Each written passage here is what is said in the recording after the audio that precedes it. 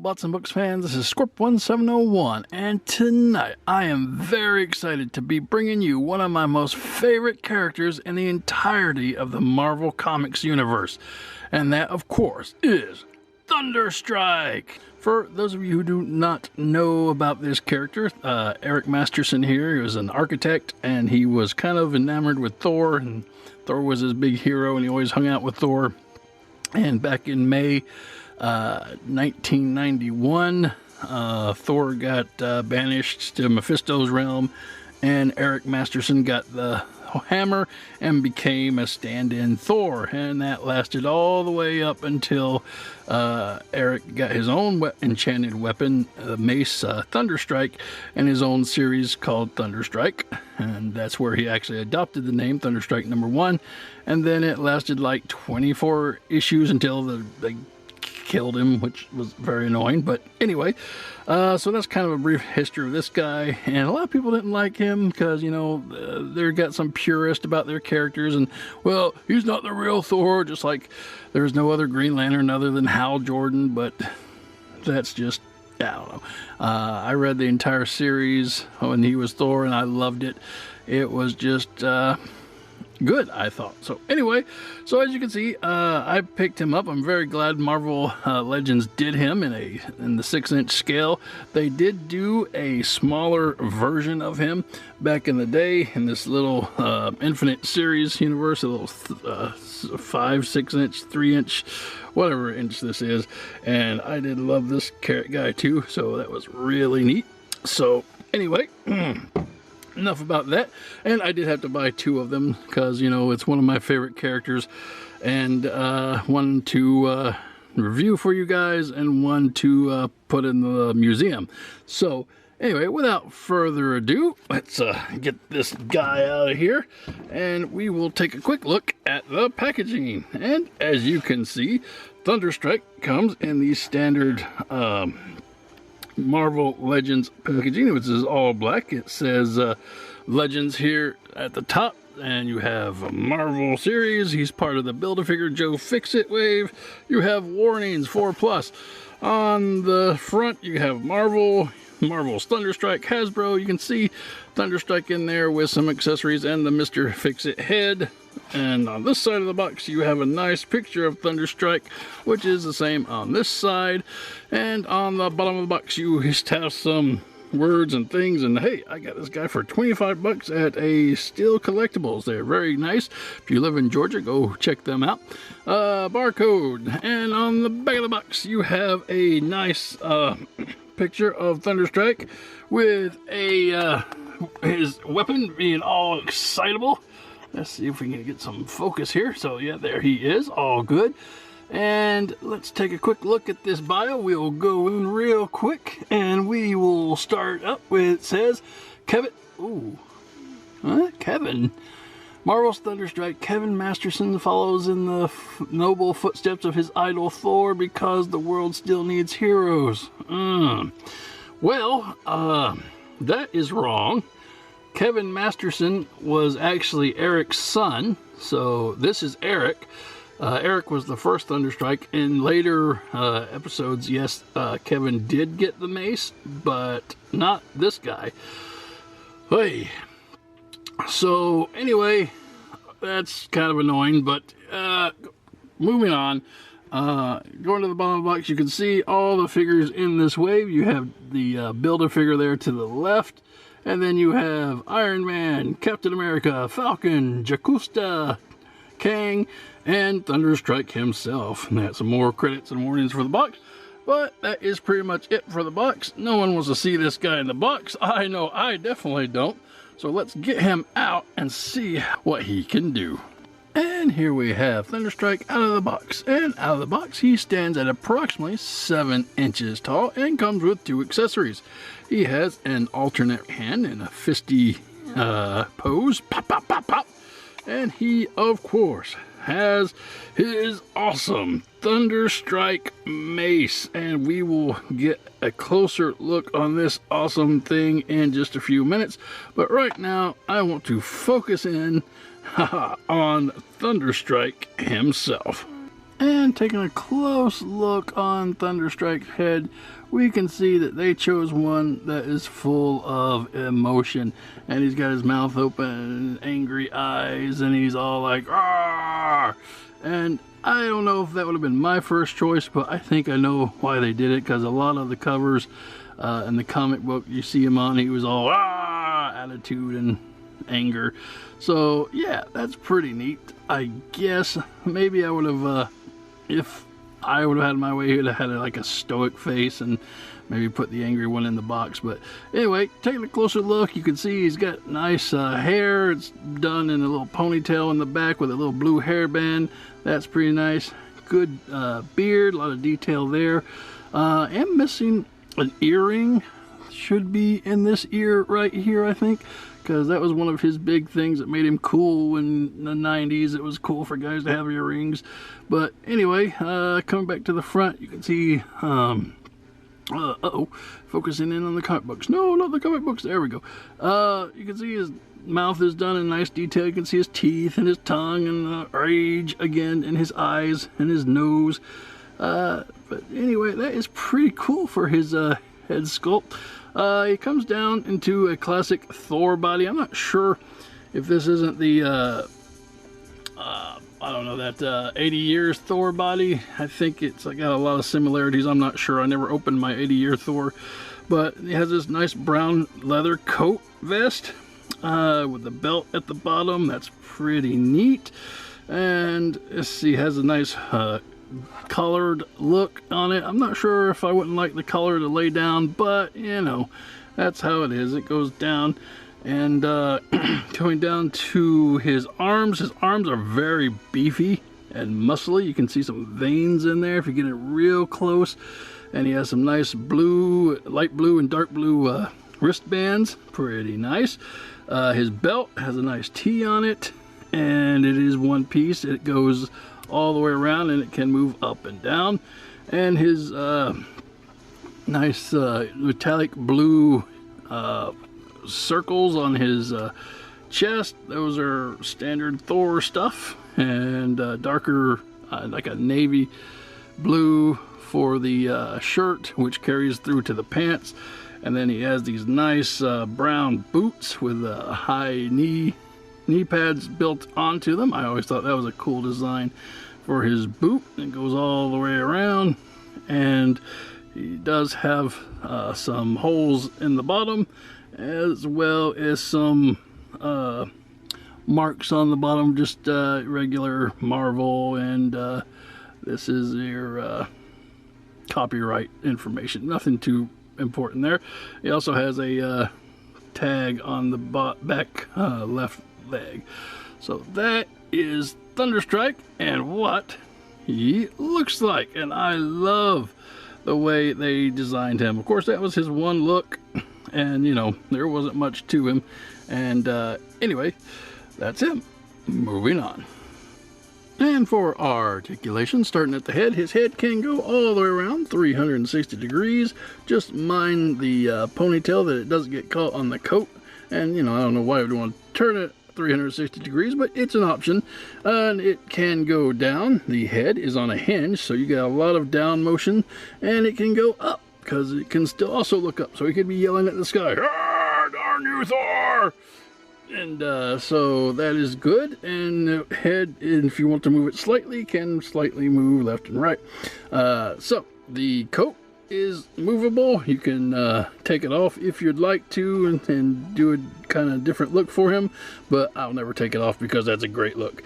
The shoulders can come up and down, so that will give you a nice articulation, and they can move 360 degrees all the way around and back down, and coming down to your bicep swivel, which he has, and that's very good. And then that brings you down to the double elbow bend, sorry. And I like that, but it looks like there's a little bit of parts missing. I don't know, that looks kind of weird, like he's missing an actual elbow or something. So if you want to do that, make it kind of from the front, I would suggest, but it's your toy, do whatever you want with it.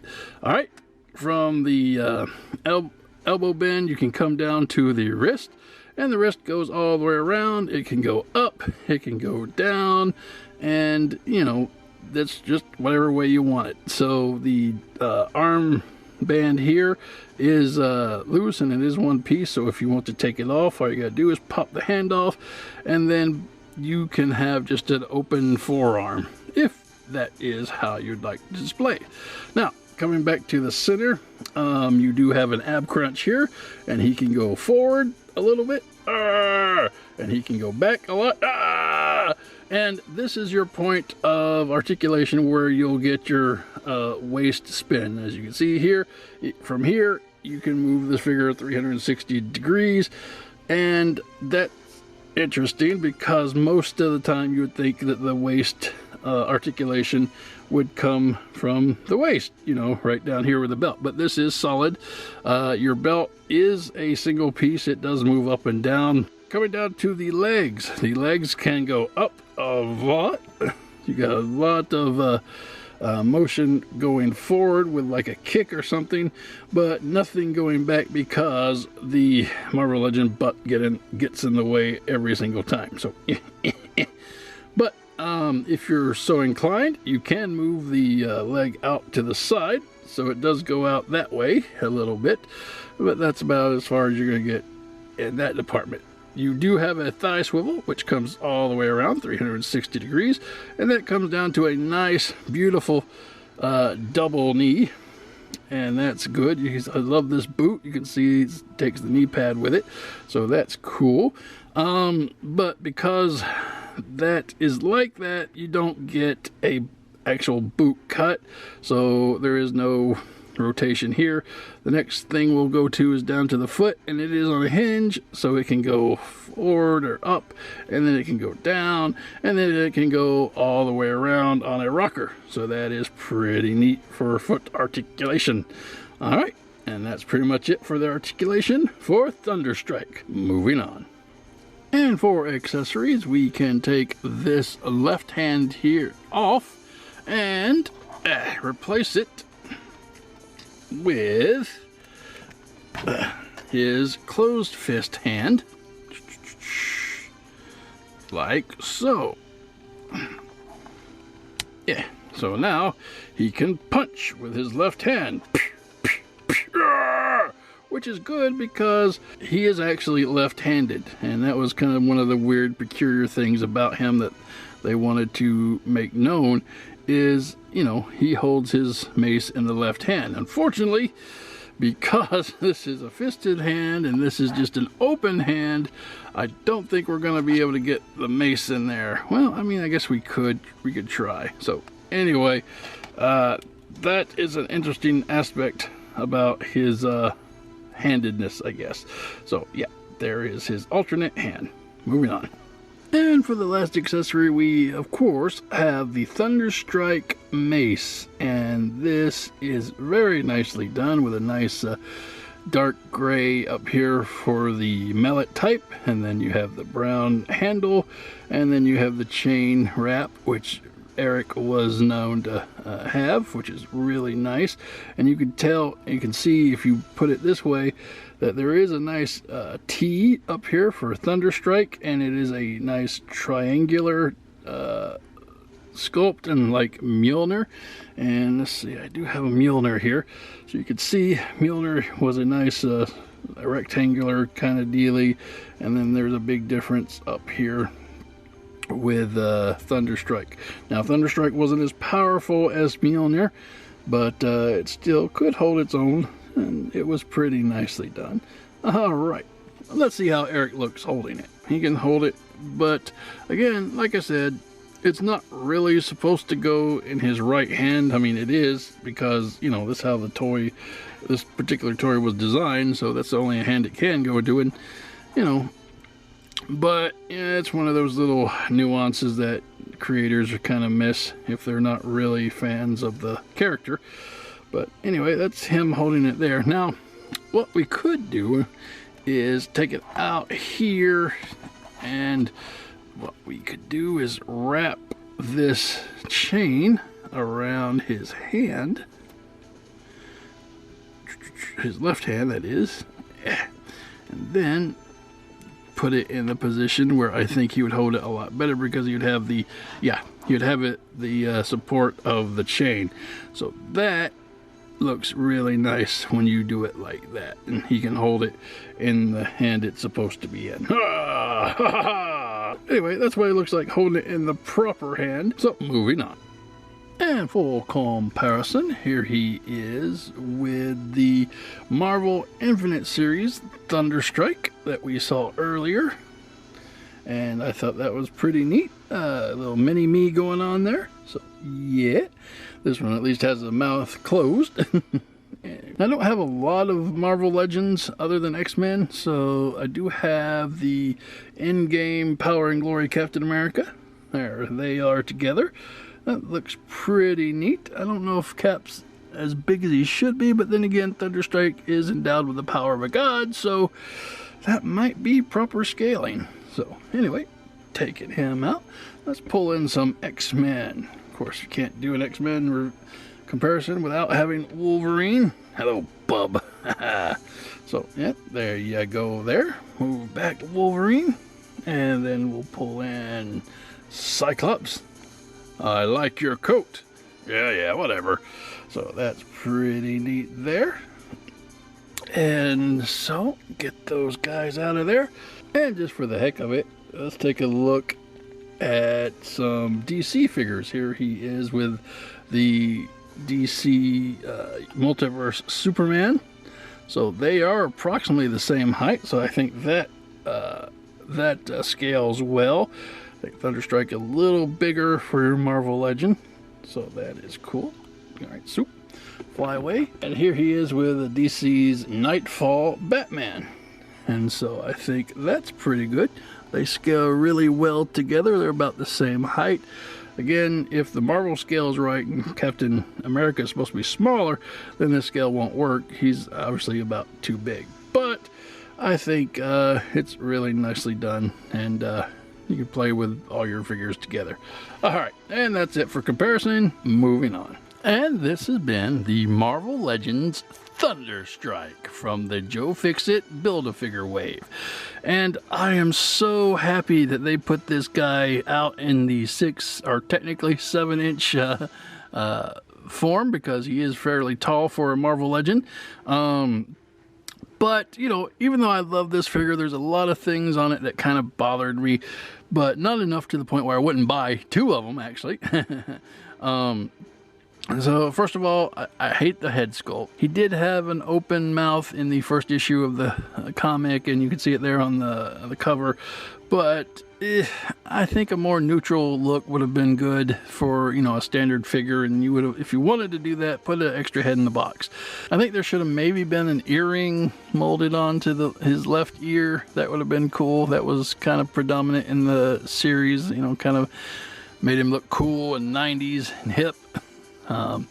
The mace should have been able to go into his left hand. I mean, it's in there right now, so I guess that's kind of not really a valid point, because you can get it in there, but you know, the weapon holding hand was for the right hand and not the left hand. But you know, I guess that's just a small nitpick.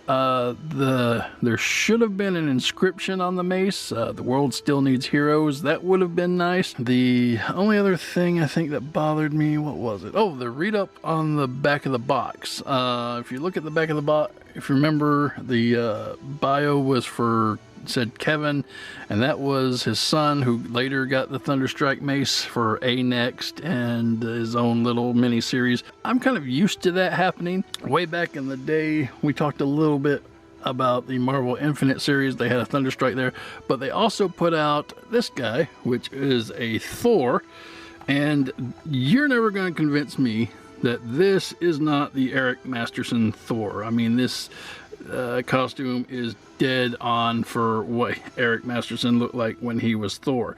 But on the back, you have the read up, and it says that Thor was grievously wounded by Hela, the goddess of death, and disguised his injuries behind this beard until he was finally healed. Now, he may have done that. I don't know. I've never read that series or that storyline, but No, that Thor from the Infinite series there, that was the Eric Masterson Thor. So, and I hope if things keep going that they will make a 6-inch Marvel Legend of him in that getup. So that's hoping. Anyway, guys, that's the review. I hope you enjoyed it, and I really love doing these reviews, especially when I get to cover characters that I really enjoyed reading when I was a kid, and seeing them the way that I think they should have been in figure form, I think is, again, great. So that's it, guys. Have a good night, and until next time, keep playing.